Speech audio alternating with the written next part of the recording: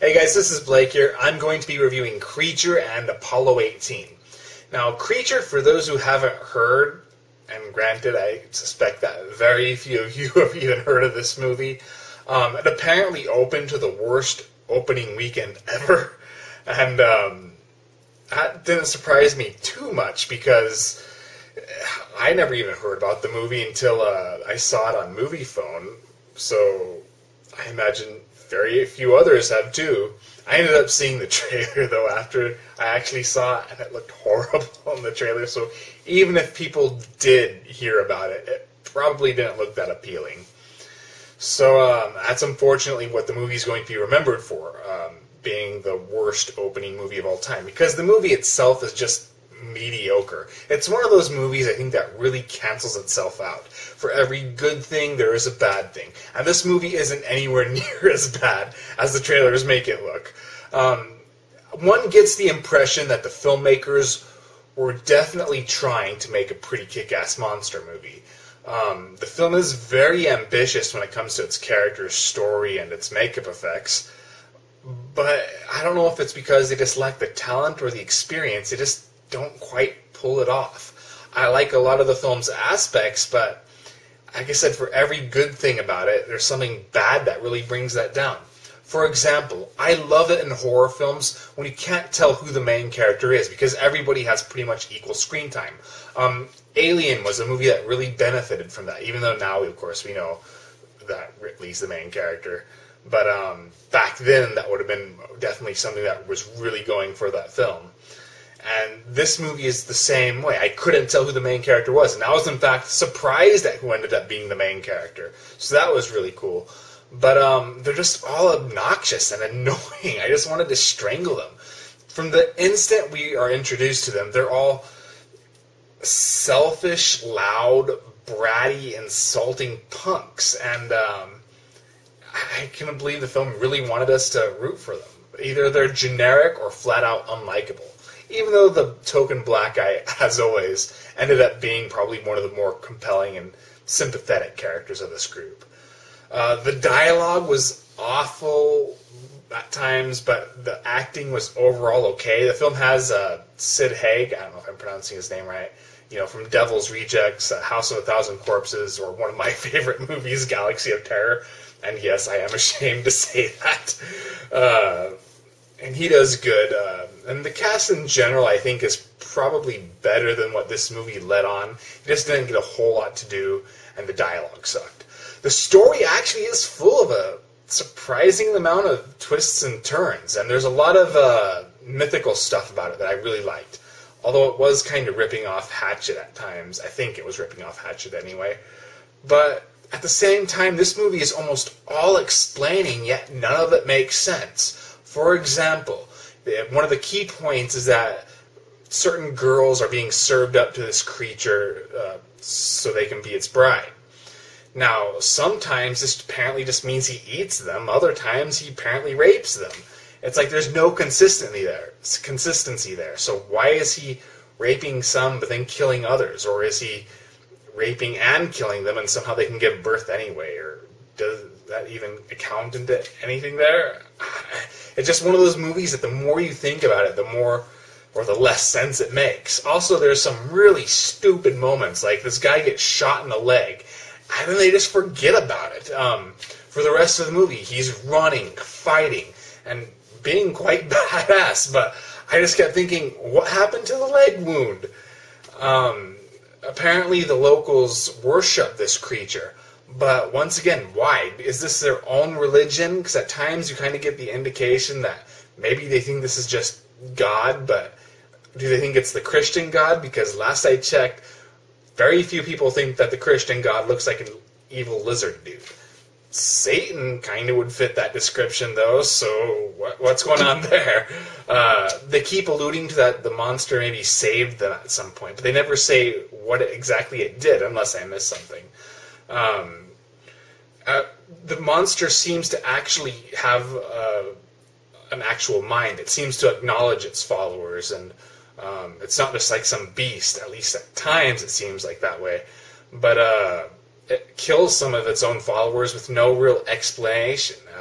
In fact, a large chunk of this movie is dedicated to him just screwing with the other bad guys, not doing anything with our main characters. So that was a problem. But like I said, there were some surprises, and the script was definitely ambitious. It was trying to be more than just your average monster mash. What else have I not talked about? I don't remember, so if I already talked about this, I apologize, because I tried to film this a few times. The creature looks pretty epic. It's all practical effects. It's no CGI. It looks kind of like Killer Croc from Batman, the animated show. I think that's the name. It's been so long since I've seen that show. But it looks much more menacing. There's that one part about it, I think, where you see like a mouth inside of the mouth, so it's kind of an Alien ripoff there too. But there's nothing wrong with that. I'm okay with Alien ripoffs. It's weird because at first you just think it's a crocodile, and at first I was being ready to criticize it because it almost shows a crocodile early on, and I thought that was too early to reveal it. But when you see him burst out of the crocodile, or it turns out, I guess he's wearing crocodile skin, they don't really explain that either. Because at times when you see the crocodile, it looks just like a normal crocodile, and I'm trying to figure out how is this dude fitting in there. But it's possible he just kind of burst out of it, or maybe he was just wearing it as a disguise. Honestly, another thing I don't really go into. But I still admire those aspects. But on the other hand, the lighting is so poor at times that you can't even see the damn creature. You never really get to see it in all of its glory. It's much like that the Godzilla movie they made in the 90s, based on my memory of it. It always seems like the creature always appears in the dark, and you just can never get a full view of it. This is even worse, though, than Godzilla, because, Godzilla at least was, it's all CGI, so it's hard to completely cover it up. This one, though, it always seems like it's in the shadows. The director is just mediocre. The build-up and suspense was horrible, but he does have a few jolts, a few inspired moments. I will admit that it gets pretty exciting late in the movie, even though he makes so many stupid mistakes. Like, the final confrontation takes place off-screen. I don't think I've ever seen a movie do that before. Like I said, the lighting is weak. The cinematography in general is iffy. There's a few pretty moments, but it's not as good-looking as Hatchet was. The opening scene just seemed odd. It just seemed really poorly done, and I'm not sure why. I wonder if that was like an added post-production. Like they didn't initially plan that there, so they had to film it after everything else was filmed, or I don't know. It just seemed odd. And that brings us to our last point. There is a lot of nudity. That's a good thing, because not only is there a lot of nudity, it's not too much nudity. It's not excessive like Piranha 3D, but there's enough of it to where you're going to be happy about the nudity, while it's never too much. There's even some lesbianism in this movie. But the gore itself is rather cheap and not there. I was surprised how little gore was in this movie. This is the type of movie that needs the gore. Like Shark Night, if you're not going to have gore, I'm going to be noticing your script much more and how much that fucks up. So, if this movie had a lot more gore, I may have not cared. I would have just enjoyed it. And I didn't find this movie to be completely unenjoyable. It just canceled itself out for me. I didn't have a bad experience. My expectations were low to begin with, so it wasn't like I had really any thoughts that this movie would be good. But, I don't know. It's probably just a decent rental at best. If you like these types of monster movies, you might as well watch it. Just don't expect a really good one. Just expect a passable one, a mediocre one. And I think that would be better just for DVD. I wouldn't recommend it for theaters, unless, like me, you feel like you have to. But I respect the filmmakers for really trying to do something fresh. They obviously knew some of the faults this genre had. They just lack the experience or talent to pull it off. If you want to read my written review, just check the link in my description. Let's move on to Apollo 18. Now, Apollo 18 was a movie I never really wanted to see from the beginning, but eventually I just decided to go ahead and check it out. And I'm not even sure why I didn't want to see it, because I'm okay with found footage films, but I actually like the fact that this is taking place in a new scenario for found footage films. I mean, with found footage films, you have to really exploit the mystery. Like Blair Witch Project did that well.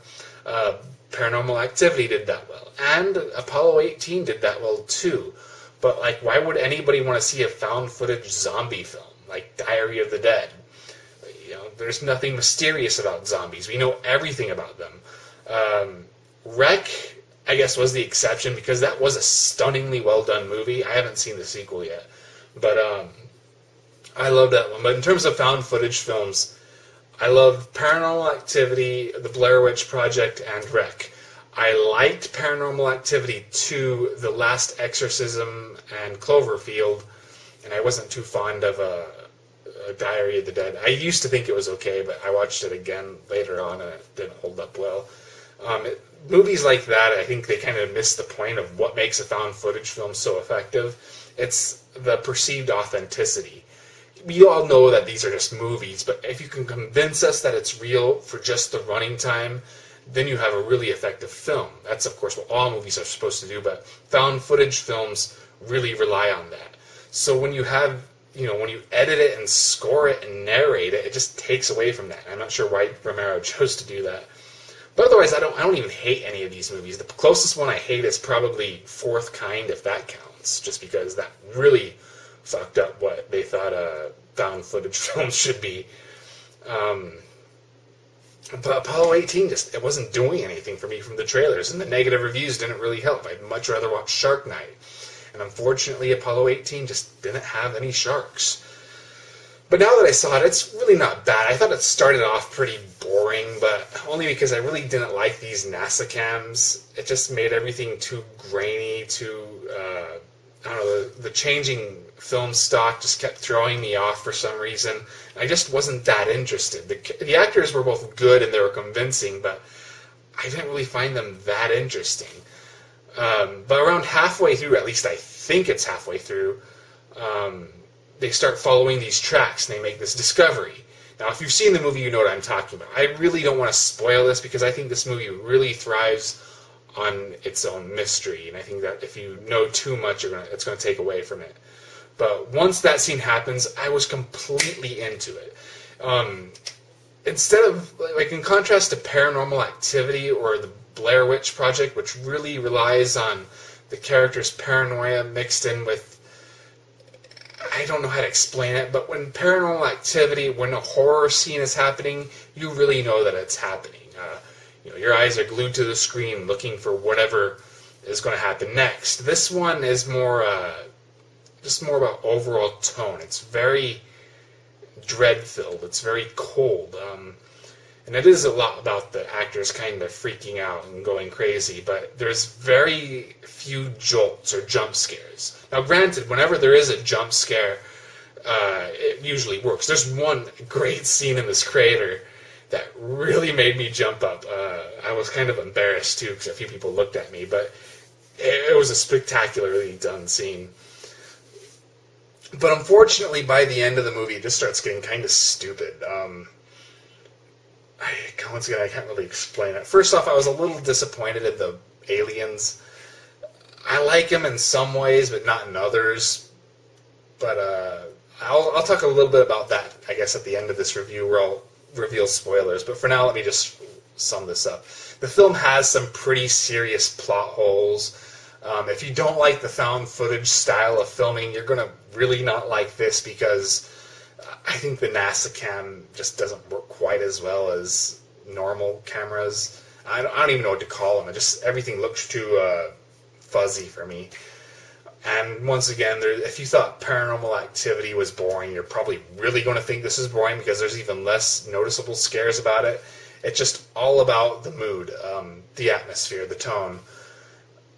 But if you like these types of movies, I'd still recommend it just because you might like it. And I liked it all right. I thought when it went into horror mode, I was really interested. But when it was not quite a horror movie yet, I was pretty bored. So I'm going to start with the spoilers in a second. If you want to read my written review, actually, you're going to have to wait a few days. I'm not going to be able to get that up till either tomorrow or the next day. But check that out when I post it. I'll probably edit it in here. Okay, so I'm going to give spoilers. 5, 4, 3, 2, 1. Okay, there was this one major plot hole. How the hell did they get this footage? Now, I'm wondering if the Cinema Snob was referring to this. I haven't seen his review yet. I started watching it, but then he started kind of indicated there's going to be spoilers, so I cut it out. And I actually thought he was talking about that maybe they lost the camera and then somehow they're being filmed. But I'm guessing now it's the ending because, I mean, the footage gets blown up. How are they getting this? I mean, I imagine if that kind of stuff's not going to survive in a usual crash, it's not going to survive in space very long. And they never indicate that they've gone back to the moon, so how did they get that footage? My dad, who saw it with me, he thought that maybe that it was broadcasting back to NASA, but they indicate something otherwise in the movie. For one, NASA never seems to really know what's going on, and at one point they say something like, they got to come back for the tapes, so I presume that they were just, it's not being broadcasted. But that was pretty irritating. And the aliens are just like these spider creatures. Sometimes that was really effective. I did kind of like the moon rocks being the aliens. That was pretty cool. But the spiders themselves, I could have lived with it, but the film seems to indicate something bigger. Like in the poster, that was a total lie. But even in the movie, there's this one part where you see these pretty big tracks. Well, what the hell caused that? Nothing we saw in the movie. They also kept leading up to maybe there was another Russian. I was wondering, they do it in a way that suggests that you're expecting that Russian's going to show up sometime. But they never do. You presume that NASA was right. There was only one astronaut there. But throughout, you know how they do it in movies where they're trying to mislead you, but you kind of know that you're being misled, and the movie knows that you know that they're being misled. So, or I probably worded that badly, but so that was odd that they even brought that up. And at one point, you even see human footprints, so they never explained that either. The only thing I can guess is that maybe there was another Russian, but then he just died off screen, much like the other astronaut who's with the main guy. But they never bring that up, so it kind of feels like a loose end. So they may have just cut it out. You know, maybe it's all on the editing room floor. Who knows? But I still thought it was pretty cool. It's one of those movies, I think, that when it makes a mistake, it is bad, but when it does something right, it is really impressive. And I apologize, this review's gone on so long, so I'll just wrap it up here. I'm aiming to get my next Critiquing the Critics episode out this Wednesday. Hopefully that works out. I'll see you guys later.